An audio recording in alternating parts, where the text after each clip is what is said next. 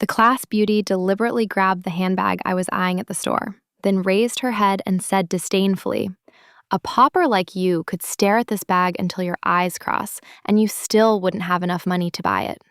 Not like me, the future daughter-in-law of the city's richest family, the Harveys. With this unlimited black card, I could even buy your life." I couldn't help but scratch my head, wondering when my parents had given birth to a son who could get married. Could the certificate stating I was the only child of the family be fake? Before I could think it through, my phone vibrated with a transaction notification, the amount matching the exact price of the bag the class beauty had just purchased. I immediately understood what was happening. My fiancé, Egan Harvey, had impersonated the tycoon's son and given my supplementary card to the class beauty, Xavia. However, instead of exposing Egan Harvey, I voluntarily suggested joining the cruise Xavia was boastfully advertising, just to see with my own eyes how generously she would treat the whole class. Seeing the card number and the payment notification clearly, I was certain that the supplementary card Xavia had just swiped was the one I had given my fiancé. I was about to call Egan Harvey for an explanation, but I stopped when I heard Xavia boasting about being the daughter-in-law of the Harvey family. I pretended to be curious and probed. "Did you say the Harvey family in District A?" Xavia admired the bag in her hands and replied with an arrogant smile. "Who else? There's only one richest Harvey family in District A in this entire city. With my status, of course, I deserve to marry the Harvey son. These bags, worth hundreds of thousands, are barely good enough for my maid to carry to the market. I bought it because I liked it, not to intentionally snatch it from you. But you wouldn't understand. We are simply not on the same level." I gripped my phone tightly, trying to remain calm as I asked, "Didn't they say the Harvey family only had one child, a daughter? How is it a son now?" Before Xavia could answer, her three friends rolled their eyes in unison and said sourly, "What do you know? That's called keeping a low profile, protecting the safety of the wealthy children. If everyone knew the Harveys had a son, it would be extremely dangerous. Look how naive you are. You must regret looking down on Xavia now, right? If Xavia just sneezes, it's enough to feed you for life." I ignored them and looked straight at Xavia, continuing, "The Harvey family once held a century-defining engagement ceremony. Although no photos were leaked, the whole city knew about it. Are you the bride from that ceremony?" Xavia's expression briefly changed, but she hardened her voice. "What do you know? It's true Egan has a fiancé, but he doesn't love her. That was just a business marriage. I am his true love." I fell silent, my mind in turmoil, feeling like every word she said was a dagger to my heart. I had considered every possibility to excuse Egan Harvey, but I couldn't deceive myself any longer after the "true love" comment. The truth was too obvious. My childhood fiancé had used the card I gave him to support his mistress. Realizing this, my face turned pale, which Xavia misinterpreted as jealousy. She was so pleased that she couldn't help but laugh and say, "Come on, we're just teasing you. I'm not a petty person. Even though we had a little friction before, it's over now. Since I'm going to be the tycoon's daughter-in-law, I can't hold grudges like a child. So I've decided to forgive you." As soon as she finished, her three friends clapped and flattered her. I found it ridiculous. In truth, there had been no serious conflict between Xavia and me. It started simply because I recorded her as being late once. Her grades were already poor, and losing attendance points could have jeopardized her graduation eligibility.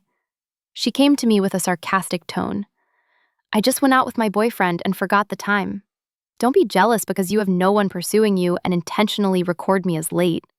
I paid no attention and just recorded the facts fairly. Now, thinking back, the boyfriend she mentioned was probably Egan Harvey. Seeing my silence, Xavia continued, "I'm planning a 7-day and 7-night cruise to celebrate graduation. This is my last period of freedom before I marry into the Harvey family. Who knows if I'll get to hang out with everyone after getting married, so I've invited the whole class. You can come too. I allow it." Initially, I intended to break up with Egan Harvey immediately, and even considered reporting him to the police. But looking at Xavia's smug face and thinking about how Egan Harvey dared to use my card to support her, I knew I couldn't let them off so easily.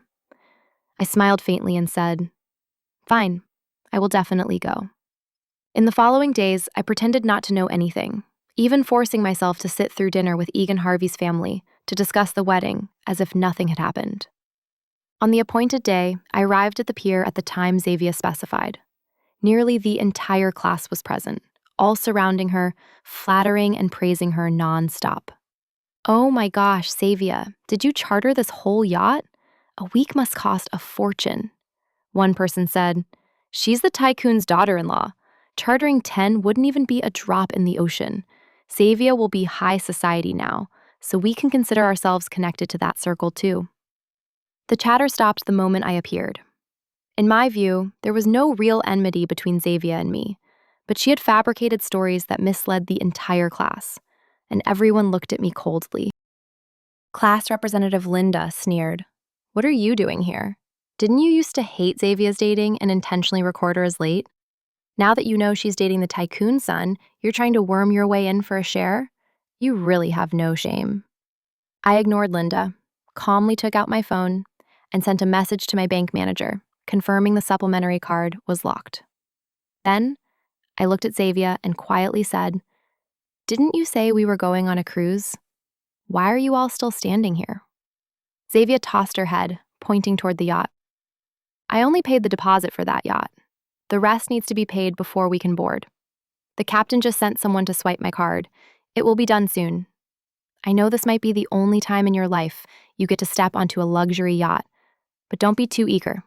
Just wait a bit." As soon as Xavia finished speaking, the captain rushed over, card in hand, looking apologetic. "Miss Xavia, your card seems to be locked and won't go through. Can you use another card?" Xavia was stunned, her face instantly turning pale.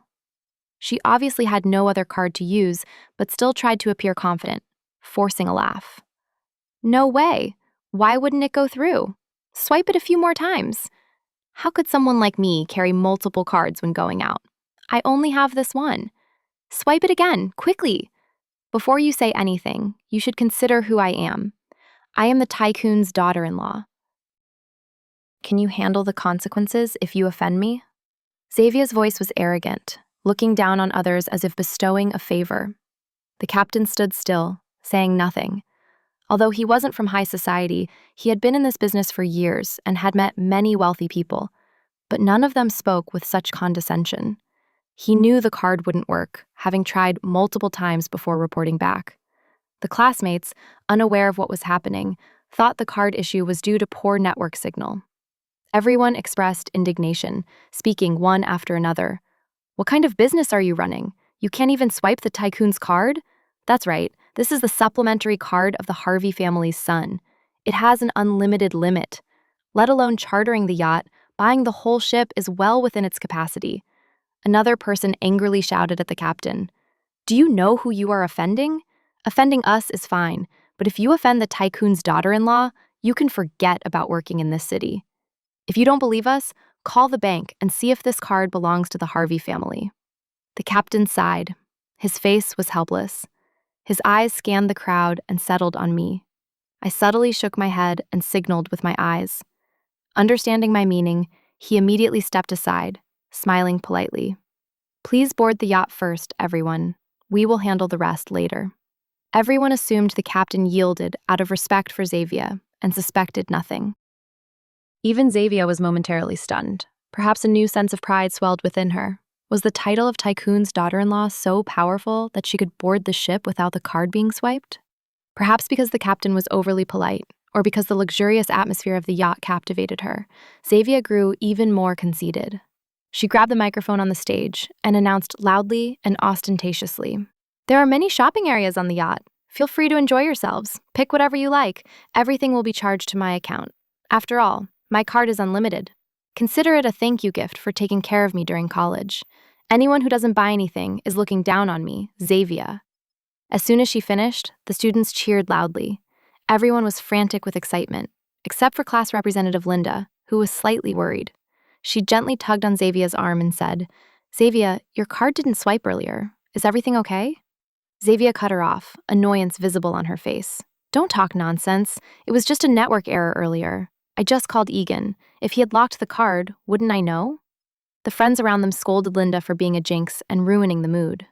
Finally, she had to stay silent and join everyone in rushing toward the luxury counters.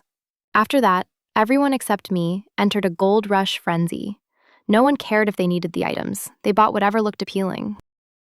Designer brands, jewelry, perfume, clothes, everything was charged to Xavia's account, and she remained smug, reveling in the feeling of being worshipped like a queen. A week passed quickly. On the last day, the whole class reluctantly followed her to prepare to disembark. But as they reached the exit, the captain stood blocking their way, holding the bank card, and said solemnly, "Miss Xavia, we just tried swiping this card again, and it still didn't work. Furthermore, the bank has confirmed it's not a network error. Your card is locked." The captain spoke firmly, without hesitation. Perhaps fearing Xavia wouldn't believe him, he played the recording of the call with the bank. Only when the staff member's voice clearly confirmed the account was locked did Xavia's face completely crumble. She stammered, opening her mouth for a long time, but unable to utter a single word. The captain pulled out a bill nearly the length of his arm, pointed to the densely packed numbers on it, and said, "During your time on the yacht, you spent a total of over $6 million. This amount must be paid before you can leave the ship. If you cannot pay, we will be forced to call the police."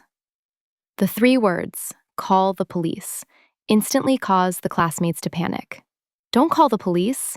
We just graduated. Are we going to have a criminal record? That's right, Xavia, pay the money.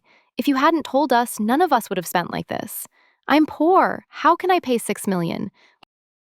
I don't want to become a debtor." Cries and pleas erupted in chaos. The atmosphere on the yacht deck turned turbulent. The faces that had been smiling joyously were now pale, flustered, and scared.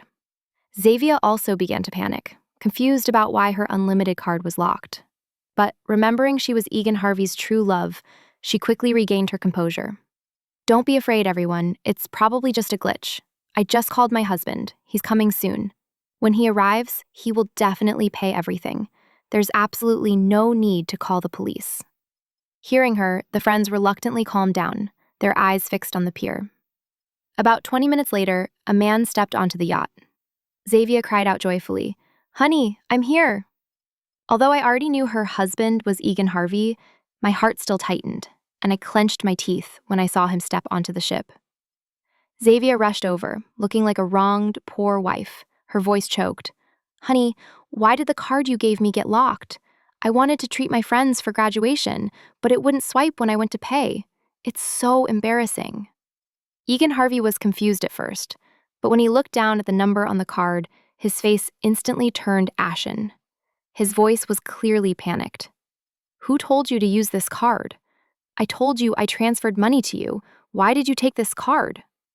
Xavia widened her eyes and replied, "Honey, you said it yourself. What's yours is mine. What's wrong with me using this card? Besides, the money you transferred was only enough for the deposit. You're so busy. How can I keep calling you for money all the time?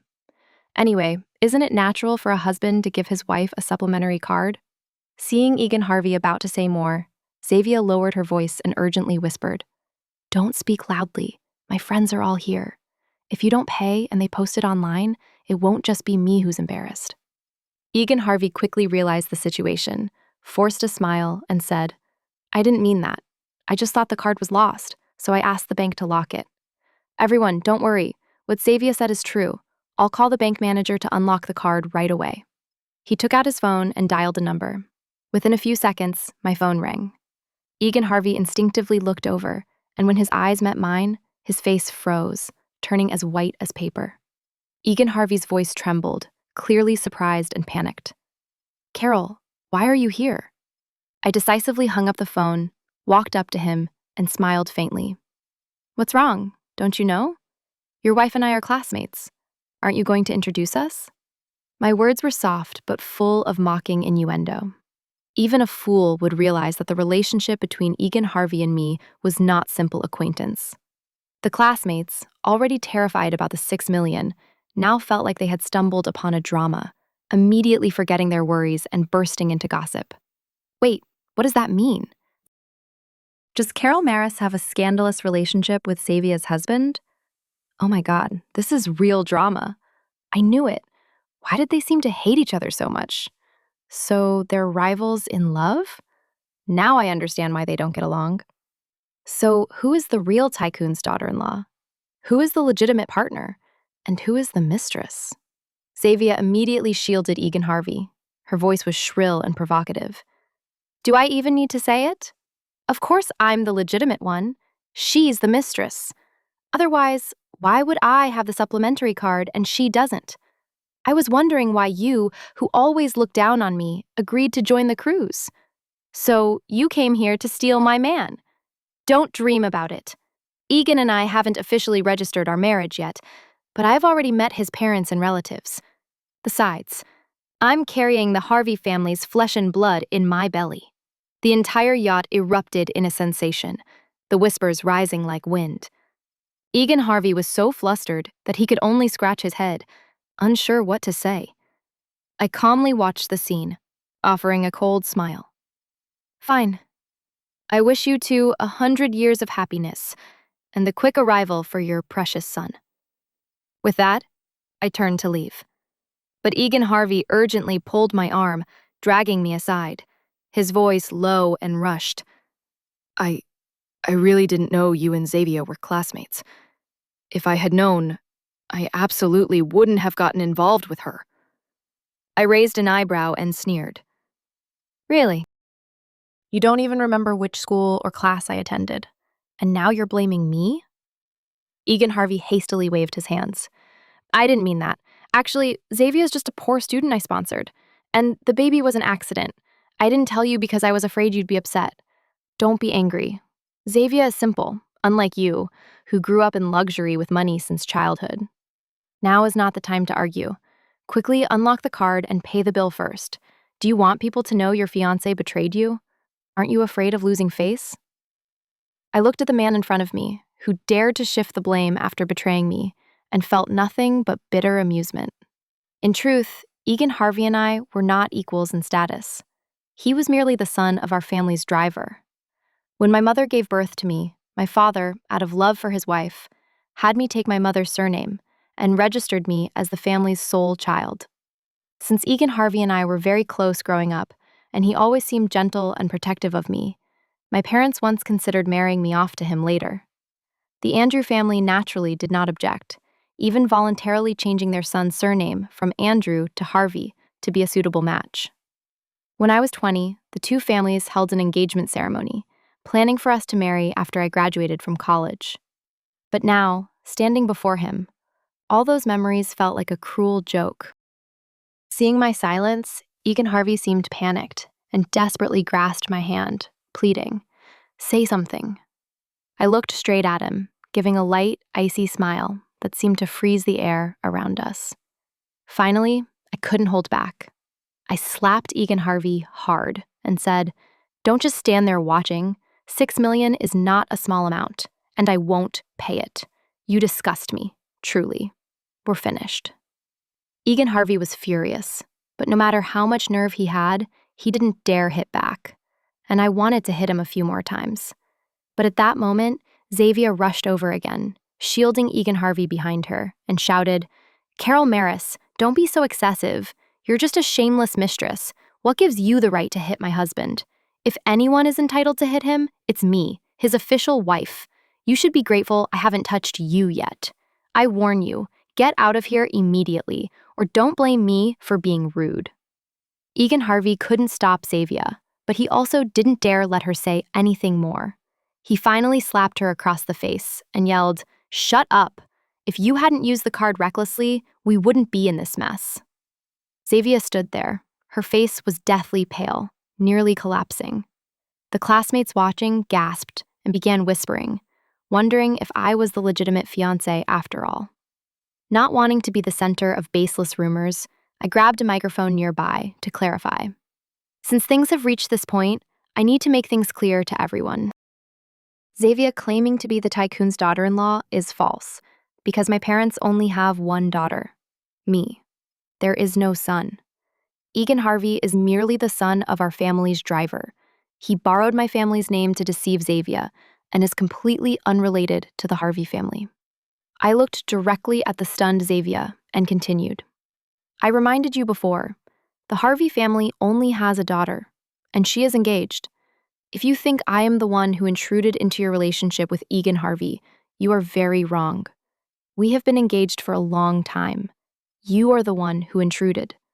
Anyway, I think you knew this clearly but deliberately ignored it. When my words finished, everyone was stunned. Their previous doubts vanished, and murmurs began to erupt. Why does Carol Maris look so different? If it were me, knowing he had a fiancé and still getting involved would be strange. Xavia, say something. How did it come to this? The atmosphere turned chaotic. Xavia was speechless, unable to refute. She sank onto a nearby sofa, completely out of excuses. Egan Harvey looked at Xavia with pity, then turned to me and said angrily, Carol Maris, can you stop making a scene? The matter between the three of us is complicated. It can't be resolved with just a few words. Don't you have any self-respect? Don't your parents care about their reputation? Just pay the money first. We'll talk about everything else later. I nodded and said, Fine. The captain immediately brought the POS machine. I didn't make it difficult, took out my card, and paid. Seeing me pay, Egan Harvey breathed a sigh of relief, quickly handing me his car keys and saying, Go drive the car. Xavia doesn't look well.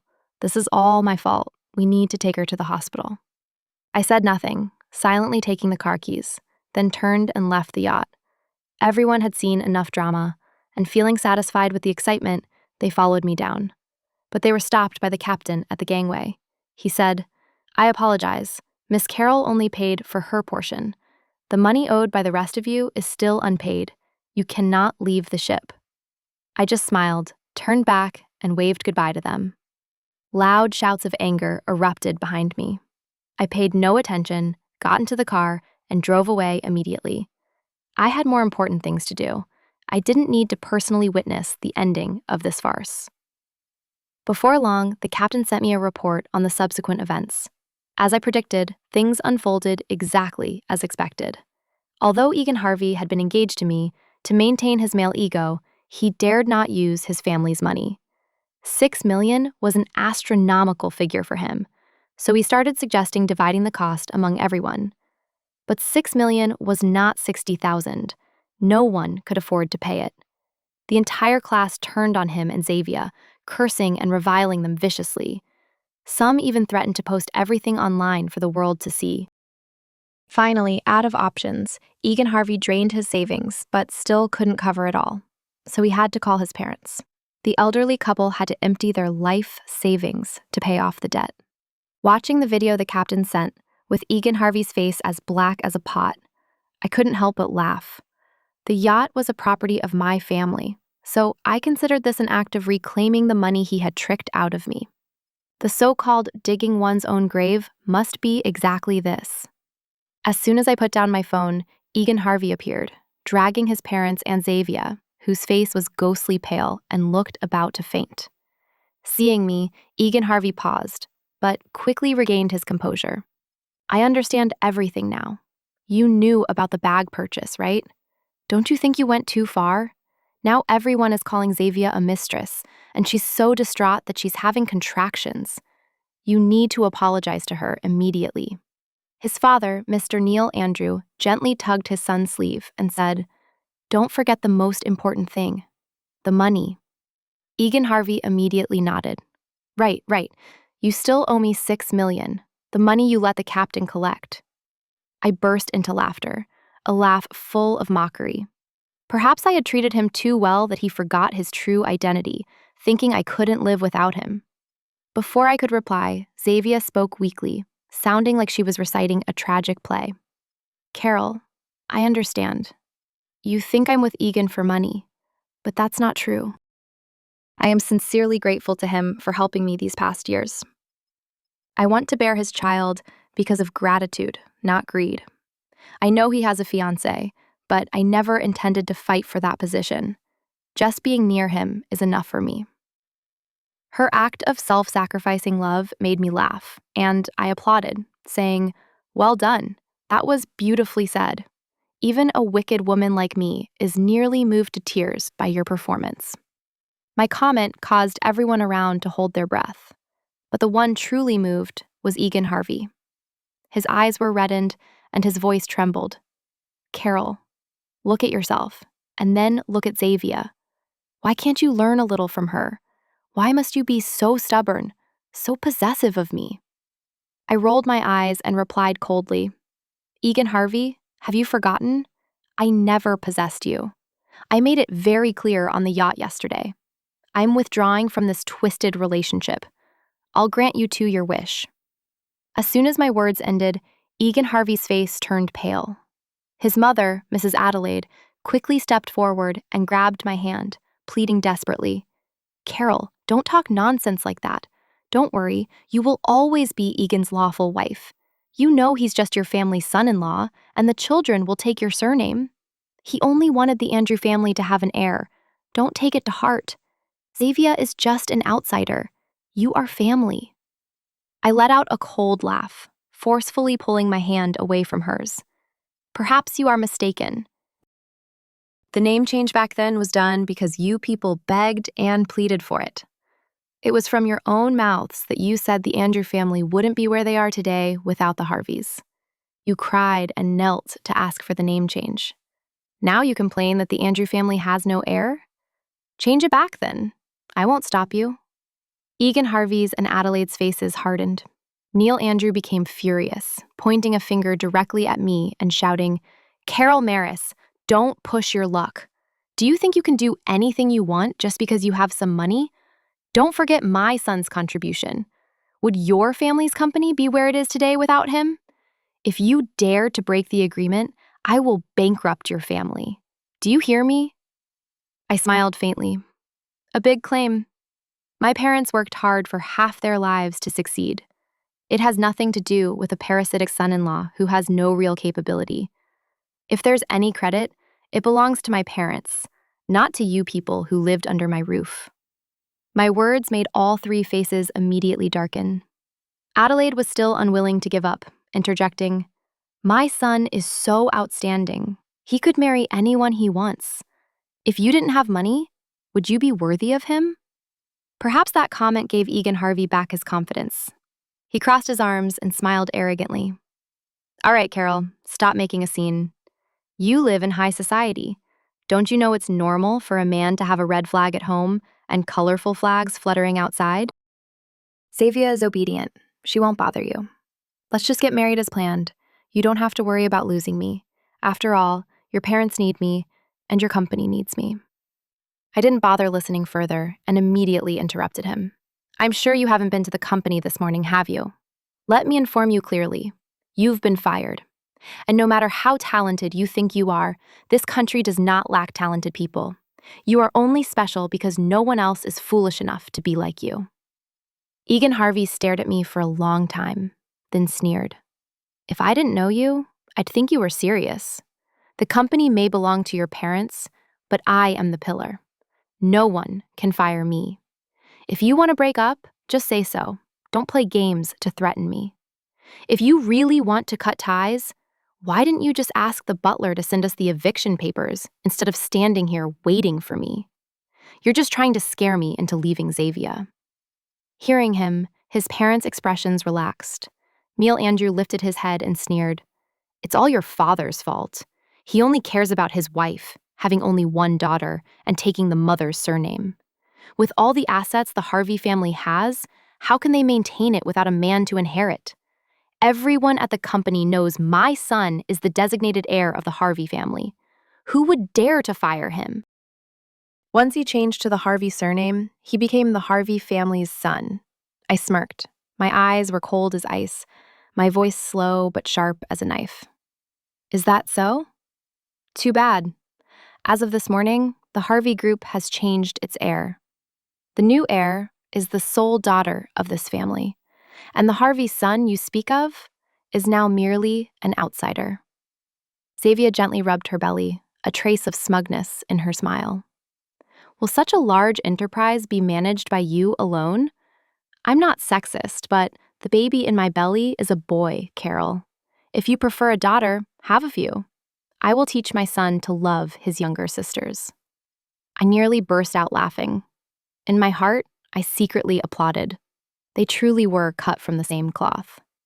After enjoying the moment, I leisurely opened my mouth. "You have misunderstood.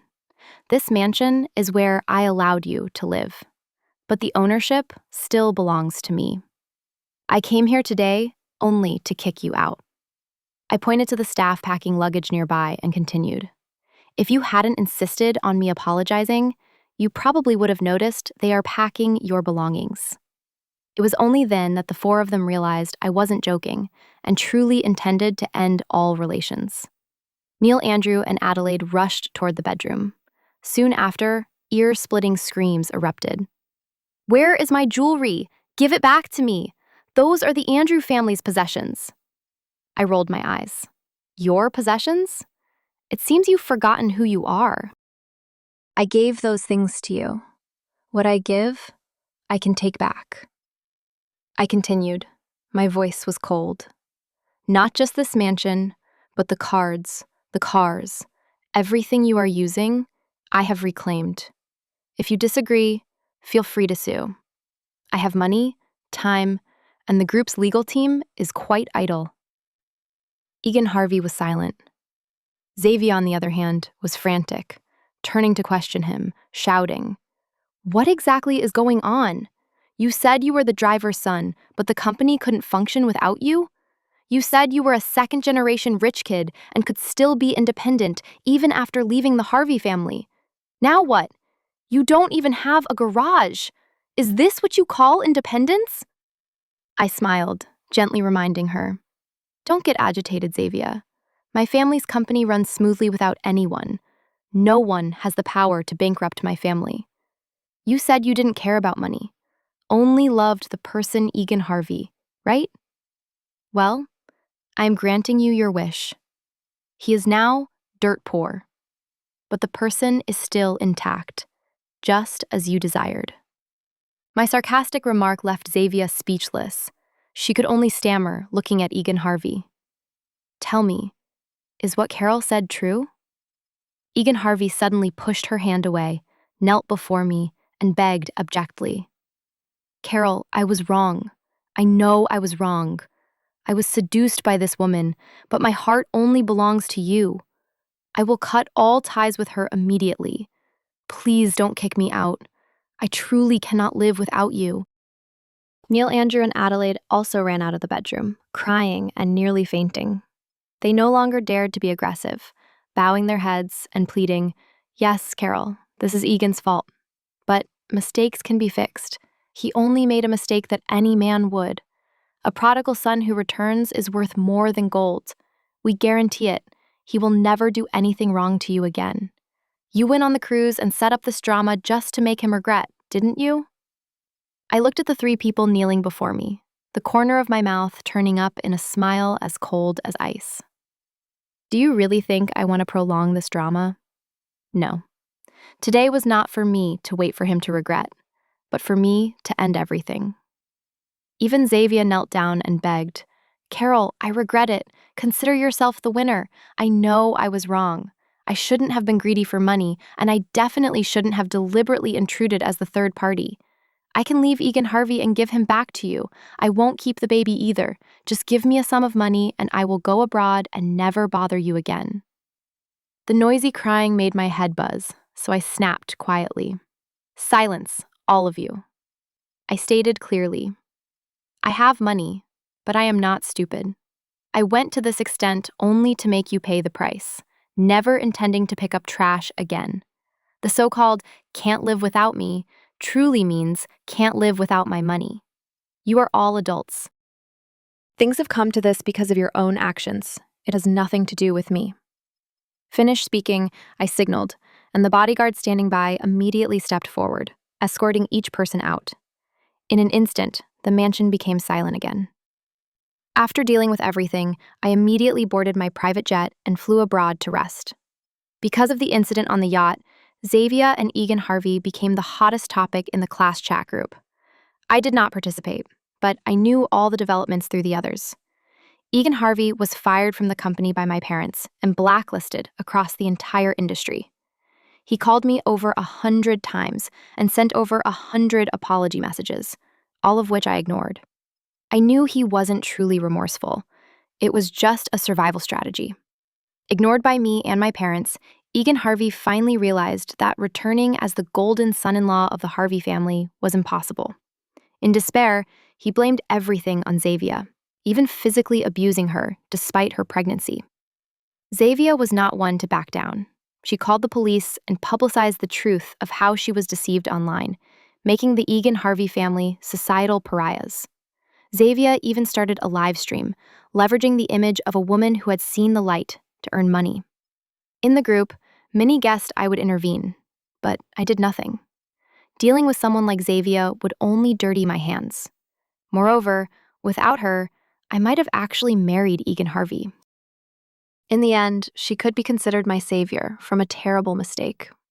I know very well that it's easy for Egan Harvey to rise from poverty, but 100 times harder to fall from wealth to poverty.